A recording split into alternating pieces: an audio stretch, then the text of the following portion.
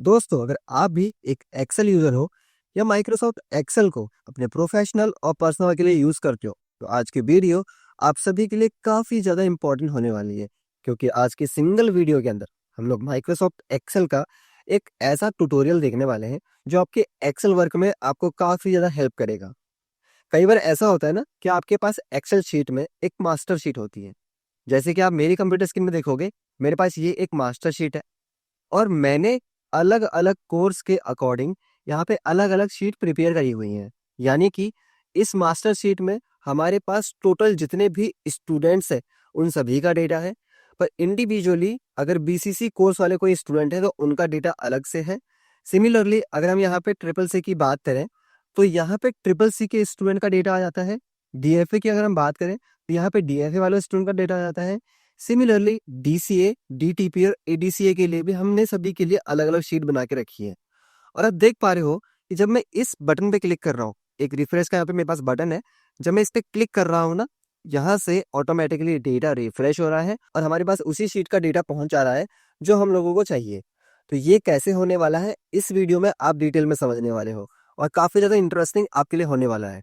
एक बात तो क्लियर है कि ये वीडियो आप सभी के लिए काफी ज्यादा यूजफुल और इन्फॉर्मेटिव होने वाली है। तो मेक श्योर कि इस वीडियो का कोई भी पार्ट आप मिस ना करें और इस वीडियो को एंड तक जरूर देखें। तो चलिए बिना देर किए हुए शुरू करते हैं इस वीडियो को और आते हैं अपनी कंप्यूटर स्क्रीन पर। तो मेरी कंप्यूटर स्क्रीन में जैसे कि आप देख पा रहे हैं, ये एक डेटा है। कुछ ये स्टूडेंट्स का डेटा है जहाँ पे मैंने उनकी स्टूडेंट आईडी लिखी हुई है, उनका नेम लिखा हुआ है, उनका कोर्स लिखा हुआ है, बैच टाइमिंग लिखी है और मोबाइल नंबर लिखे हुए हैं। ठीक है, ये मेरे पास एक छोटा सा डेटा है। आपका डेटा आपके केस में अलग अलग तरीके से हो सकता है। ये एक मास्टर शीट है और इस मास्टर शीट में मेरे पास सारा डेटा है। पर मैं ये चाहता था कि मास्टर शीट के अलावा मेरे पास इंडिविजुअली अलग अलग सीट्स हों, जिसमें मेरे पास अलग अलग स्टूडेंट्स का डेटा हो और वो भी उनके कोर्स के अकॉर्डिंग। जरूरी नहीं है कोर्स के अकॉर्डिंग, हम उनके जेंडर के अकॉर्डिंग भी डेटा को ढूंढ सकते थे।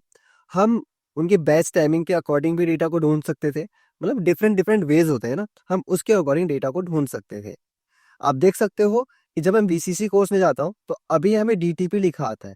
पर जब मैं रिफ्रेश बटन में क्लिक करता हूँ तो यहाँ पे बीसीसी का डेटा आ जाता है। जब मैं ट्रिपल सी पे क्लिक करता हूँ, मैं इस रिफ्रेश बटन पे क्लिक करता हूँ तो यहाँ पे ट्रिपल सी का डेटा आ जाता है। तो ये कैसे होने वाला है, तो इस सबको हम समझते हैं बिल्कुल फ्रेश नई तरीके से, जिसके लिए हम लोग न्यू डॉक्यूमेंट ओपन करते हैं। तो न्यू डॉक्यूमेंट लेने के लिए हम कीबोर्ड से कंट्रोल और एन बटन प्रेस करते हैं तो हमारे पास एक फ्रेश डॉक्यूमेंट आ जाएगा। अब हमने एक फ्रेश डॉक्यूमेंट ले लिया है, पर हमारे पास एक मास्टर शीट तो होनी ही चाहिए ना। तो हम एक काम करते हैं कि हम पिछले डॉक्यूमेंट से ही यहाँ पे उस डेटा को कॉपी कर लेते हैं। उसके बाद मैं वो बताता हूँ कि क्या प्रोसीजर हम लोगों को करना है। तो यहाँ पे मैंने दो शीट ले ली है। एक है मेरे पास शीट 1, जो कि हमारी मास्टर शीट है, यानी इसके अंदर हमारे पास सारा डेटा होने वाला है। तो अगर आप इसका नाम चेंज करना चाहो तो आप इसका नाम भी चेंज कर सकते हो। तो इसका नाम मैं रख लेता हूँ मास्टर शीट। और उसके बाद जो हमारे पास सेकंड शीट है ये वाली, इसमें हम लोग कोर्स के अकॉर्डिंग डेटा को लेके आएंगे। पर हम लोगों को कैसे इसको फॉर्मेट करना है, सिंपल है। आप ऊपर से यहाँ से हेडिंग्स को कॉपी कर लो, शीट नंबर 2 पे आके आप यहाँ पे इसको पेस्ट कर सकते हो। तो मैंने यहाँ पे सारी हेडिंग्स ले ली है। उसके बाद मुझे यहाँ पे कोर्स के अकॉर्डिंग चीज़ों को ढूंढना है, तो वो हम फॉर्मूला से करेंगे, हम नॉर्मली टाइप नहीं करेंगे। हम एक काम करते हैं, हम इतने सेक्शन को सिलेक्ट करके इसको मर्ज कर देते हैं। आप कीबोर्ड से प्रेस करना Alt+H+M+C। इतना करने पर आपका ये जो सेक्शन होगा ना, ये मर्ज हो जाएगा और सेंटर भी हो जाएगा। अब आपको इसके अंदर जो भी लिखना है, मैं यहाँ पे डेटा लिखना चाहता हूँ, फिल्टर डेटा बाय कोर्स। ठीक है, तो यहाँ पे आप वो लिख लो। आपको इसमें जो भी फॉर्मेटिंग करनी होगी आप वो फॉर्मेटिंग कर सकते हो। आई मीन कलर करना हो तो कलर कर सकते हो, बॉर्डर्स लगाने हो तो बॉर्डर्स लगा सकते हो। मतलब जो भी फॉर्मेटिंग आपको ज़्यादा बेटर लगेगी वो आप यहाँ पे ट्राई कर सकते हो। तो मैंने इसमें सिंपल एक नीचे से थिक लाइन दे दी है। अब यहाँ पे हम इस सेल को छोड़ेंगे जहाँ पे हम एक रिफ्रेश बटन जनरेट करेंगे और यहाँ पे हम लोग कोर्स की चीजें लेके आएंगे। अब हमें यहाँ पे लिखना है कोर्स नेम। तो कोर्स नेम हम इंडिविजुअली नहीं लिखेंगे, हम एक फॉर्मूला लगाएंगे जिससे कि हर शीट के अंदर वो ऑटोमेटिक अपडेट हो जाए। पिछली वीडियो में मैंने आपको बताया था सेल फॉर्मूला के बारे में। वो एक डेडिकेटेड वीडियो है जो इस फॉर्मूला को डिफाइन करती है। आप उस वीडियो को देख सकते हो। इस वीडियो की डिस्क्रिप्शन में मैं आपको उस वीडियो का लिंक दे दूंगा, आप डिटेल में समझ सकते हो। देखो, उसमें मैंने सेल फॉर्मूला लगाया था और सेल फॉर्मूला क्या करता है कि सेल फॉर्मूला किसी भी लोकेशन का नाम हम लोगों को प्रोवाइड करता है। तो जैसे ही अभी यहाँ पे कुछ भी नाम नहीं आ रहा है, आपका नाम जब तक नहीं आएगा जब तक आप इस शीट को सेव नहीं करोगे। तो मैं कीबोर्ड से Ctrl+S करता हूँ और मैं अपने डॉक्यूमेंट्स के अंदर इसको सेव कर देता हूँ। इसका नाम मैं लिख लेता हूँ एक्सेल प्रैक्टिकल। ठीक है, इसको मैं सेव कर देता हूँ।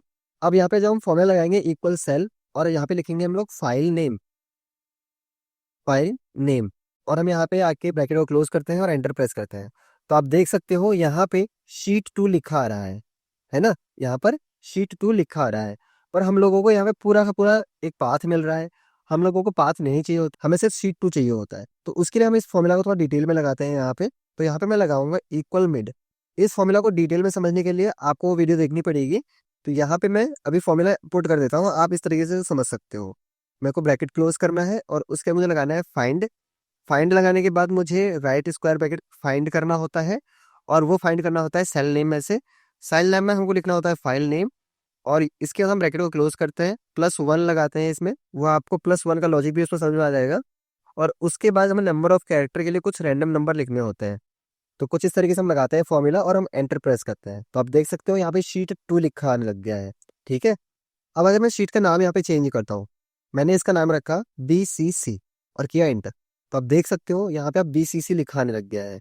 इसी तरीके से मैं अगली शीट लूंगा, उसमें भी मैं यही फॉर्मूला अगर पुट करूंगा ना, तो यही चीज वहां पर भी होने वाली है। तो ठीक है, अब हम लोग यहाँ पे फॉर्मूला पुट नहीं करेंगे। अब हम लोग यहाँ पे डेटा को ढूंढेंगे। अब डेटा को ढूंढने के लिए बहुत सिंपल है, आपको यहाँ पे एक फिल्टर का फॉर्मूला लगाना है। फिल्टर का फॉर्मूला कैसे वर्क करता है, हमने यहाँ पे किया इक्वल और फॉर्मूला लगाया फिल्टर। फिल्टर लगाने के बाद इसको चाहिए होती है एरे। एरे यानी टोटल डेटा, और टोटल डेटा हमें देने के लिए हमें जाना होगा मास्टर शीट में, और मास्टर शीट में से हम लोगों को इसे पूरा डेटा समझाना होगा, ओवरऑल सब कुछ दे दिया आपने इसको। अब जैसे ही आप कॉमा प्रेस करोगे, आप यहाँ पे अपने फॉर्मूला में ध्यान दो, ये कह रहा है इंक्लूड, मतलब आपको क्या इंक्लूड कराना है। हम डेटा किसके अकॉर्डिंग ढूंढ रहे हैं, हम ढूंढ रहे हैं कोर्स के अकॉर्डिंग। तो ये जो कोर्स वाला कॉलम होगा ना, आप इसको सेलेक्ट कर लोगे, आपको ये इंक्लूड कराना है। पर इसमें से भी आपको क्या फिल्टर कराना है, हमें कराना है BCC कोर्स को फिल्टर। हम यहाँ पे इक्वल प्रेस करेंगे। इक्वल प्रेस करने के बाद हम लोग अपनी BCC वाली शीट में चले जाएंगे। यहाँ आने के बाद हम सेलेक्ट कर लेंगे इस सेल को, ठीक है, जहाँ पे कि कोर्स का नेम लिखा आता है, और हम कर देंगे यहाँ पे ब्रैकेट को क्लोज।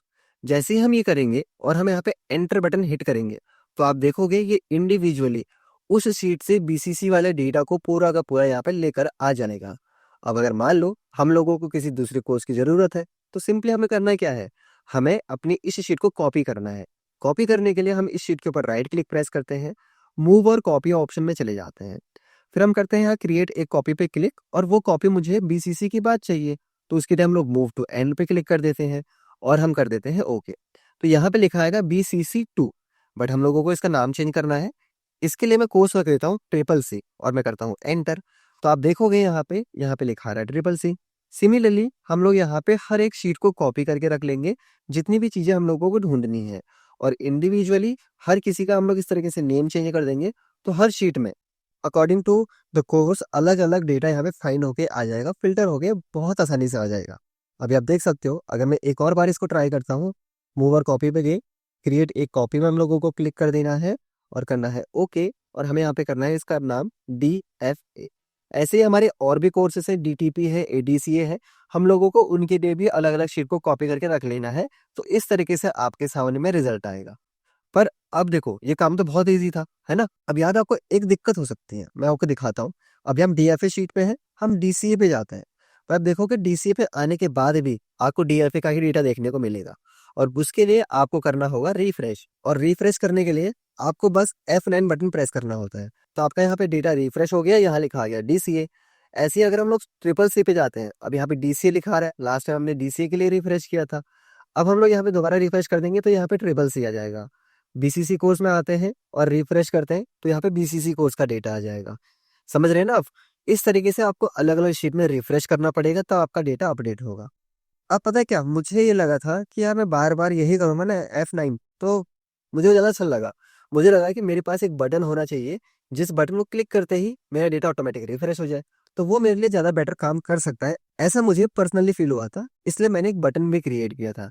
और बटन क्रिएट करने के लिए बहुत छोटी सी ट्रिक है।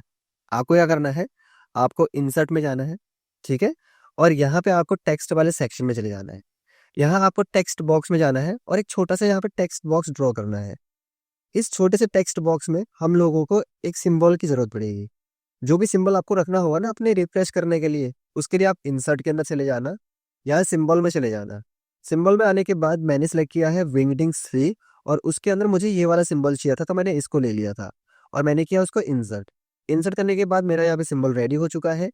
अब जो कि यहाँ पे देख सकते हो हमारी लाइन को हाइड कर रहा है, उसके लिए मैंने क्या किया था, शेप फॉर्मेट में मैंने क्लिक किया था। शेप फिल में मैं उसके बाद गया और मैंने किया नो फिल। नो फिल करने के बाद मैं शेप आउटलाइन में गया और यहाँ पे जाके मैंने नो आउटलाइन भी कर दिया। तो आप देखोगे मेरा जो यहाँ पे ये है ना रिफ्रेश वाला बटन, वो कुछ इस तरीके से यहाँ पे बन चुका है। ठीक है, अब इसको बनाने के बाद ना मैंने इस पे छोटा सा मैक्रो रिकॉर्ड कर दिया था और वो छोटा सा मैक्रो मेरे लिए कैसे काम कर रहा था वो मैं आपको दिखाता हूँ। इसको हम सेट कर लेते हैं पहले, इस तरीके से सेंटर में रख लेंगे, ये आ जाएगा हमारे पास। और अब हमें इसमें मैक्रो रिकॉर्ड करने के लिए कुछ ज़्यादा चीज़ नहीं करनी है, हमें सिंपल जाना होता है यहाँ पे व्यू के अंदर और व्यू के अंदर जाने के बाद हमें जाना होता है मैक्रोज में। मैक्रोज में जाने के बाद हमको रिकॉर्ड मैक्रो में क्लिक करना होता है और यहाँ पे हम लोग कुछ भी नाम रख लेते हैं। मान लो मैं इसका नाम रख लेता हूँ रिफ्रेश। ठीक है, मैंने इसको रिफ्रेश करना है और करना है ओके। और रिफ्रेश करने के लिए मैंने मैक्रो रिकॉर्ड किया है, अब मैक्रो रिकॉर्ड हो रहा है, तो बस आपको अपने कीबोर्ड से एक बार F9 बटन प्रेस कर देना है। मतलब आपने एक बार F9 बटन प्रेस कर दिया, इसका मतलब आपका डेटा रिफ्रेश हो चुका है। बस इतना करना है और कुछ नहीं करना। फिर से आपको व्यू में जाना है और मैक्रो को ना यहाँ से स्टॉप कर देना है। जब मैक्रो को स्टॉप कर दोगे इसका मतलब आपका F9 बटन प्रेस करना रिकॉर्ड हो चुका है। तो हम क्या करेंगे, हम इस बॉक्स पे राइट क्लिक प्रेस करेंगे, हम जाएंगे यहाँ पे असाइन मैक्रो वाले ऑप्शन के अंदर और यहाँ पे रिफ्रेश वाला हमारे यहाँ पे मैक्रो रिकॉर्ड हो रखा है, हम इसको क्लिक करेंगे और इसको हम लोग इस पर असाइन कर देंगे। समझ रहे हैं आप, इस तरीके से हम इसको असाइन कर देंगे। अब जैसे कि अभी तो ये सिर्फ इसी पे है, हम लोगों को इसको हर शीट में लाना चाहिए था, उसके बाद हम लोगों को अपनी शीट्स को कॉपी करना चाहिए था। तो अभी मैं क्या करता हूँ, इंडिविजुअली इसको पेस्ट कर देता हूँ यहाँ पे। ठीक है, अभी मैं इंडिविजुअली पेस्ट कर देता हूँ। आप जब अपने केस में इसको रिकॉर्ड करोगे ना, तो पहले आप एक शीट बना के उस पर रिकॉर्ड कर लेना, उसके बाद हर शीट में जब आप कॉपी करोगे तो ये भी ऑटोमेटिकली वहाँ पे पेस्ट हो जाएगा, है ना, ज़्यादा बेटर रहेगा। अभी आप देख सकते हैं यहाँ पर BCC लिखा आ रहा है और हम DFA वाली शीट पर हैं। हम जब इस पर क्लिक करेंगे ये डेटा को ऑटोमेटिक रिफ्रेश करेगा और आपका DFA वाला डेटा आ जाएगा। हम DCA में जाते हैं, हमें बस इस पर क्लिक करना है और ये DCA का डेटा देगा।